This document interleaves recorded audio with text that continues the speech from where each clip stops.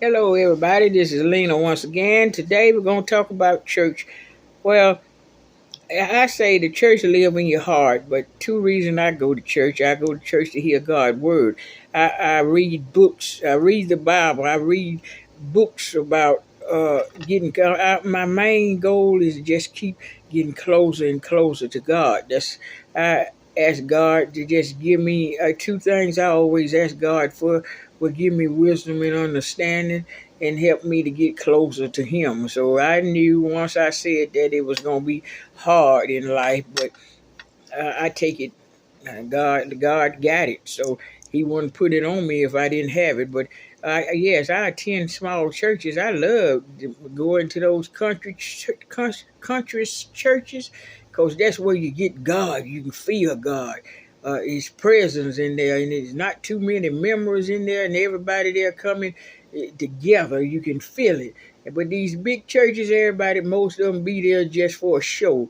Some people go to church. And you ask them their church. My church is so and so and so.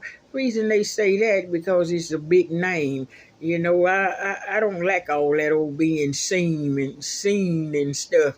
I just like getting closer to God myself. I can walk in the pastor and talk to God. I can sit here in the house and talk to God. I can wherever I be, I can talk to God.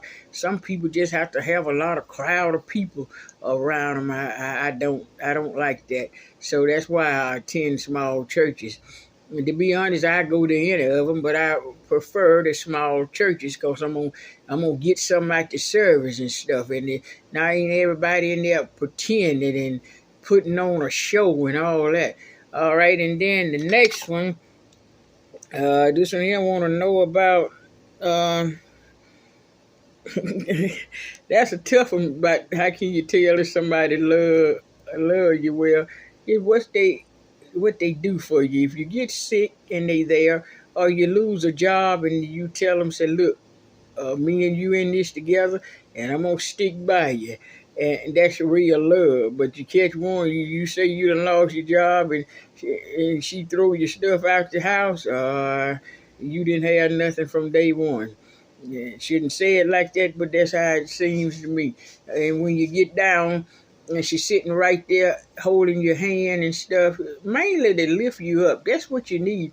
You tell somebody, I don't care. Yeah, what you do, I love you. You okay?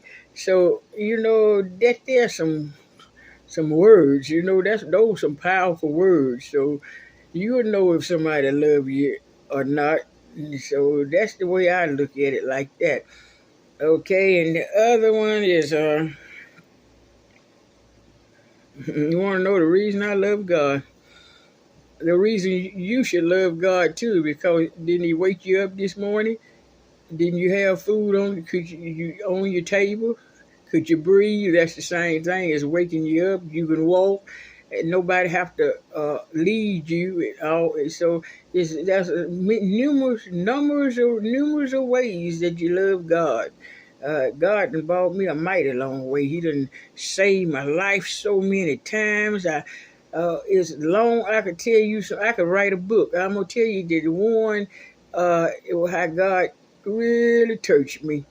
When me and my brother and nephew went to Mississippi, and I told my brother, I don't feel right. I always could tell stuff.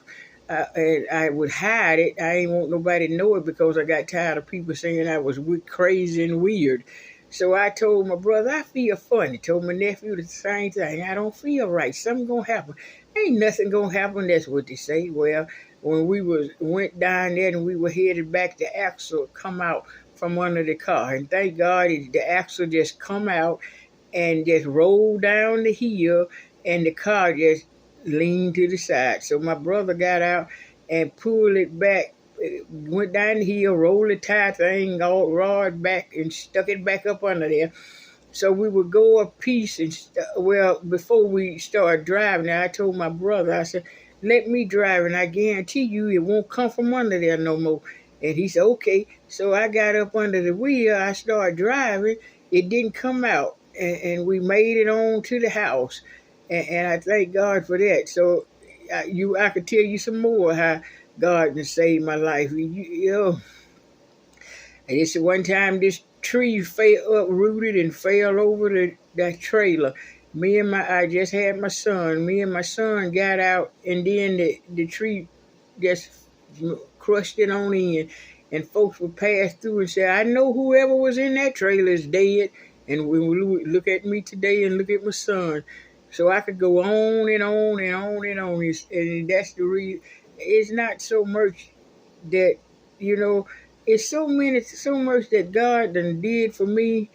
I don't have time to worry about what folks say and how folks think about me, because I know what me and God done went through. So I don't be caring what people say, and you shouldn't either. You just sit down and write down the things that God have done for you, and stop worrying about what other folks say. You worried about other folks that have you in the nut house, and that's what they want to do, run you crazy. So you hold your head up. What you depressed about? God done bless you. He done gave you everything you wanted, and you talking about you depressed. Yeah, man, we don't know the meaning of no depressed. We always uh uh uh you believe in God. So don't be thinking about you depressed. Hold your head up and keep on stepping. Just write down uh, how you feel about God and how far He done brought you, and you'll be all right. Don't even think about this other stuff. That mess, though, it doesn't matter. Your life is too short to be worried about that stuff. But you shouldn't be. That shouldn't depress. Shouldn't be even be in your vocabulary. Don't even think about that stuff. Hold your head up, get closer to God, and you won't worry about nothing. You don't want to even think about anything. So you don't even think about that, and just cut that mess out by depression. You have a house. I know you do. Get out there and start your garden. That won't have you depressed. That'll work you down. Stop hiring somebody to mow your yard and do it yourself. Start doing things yourself, and you be worried about what trying to keep up with other folks. Don't do that. Just be focused on God and ask God. God, give me strength, please, sir. You come first. Now I want to work in my garden. I want to do my flowers. That's how I do it, and keep a stepping. Y'all have a blessed day.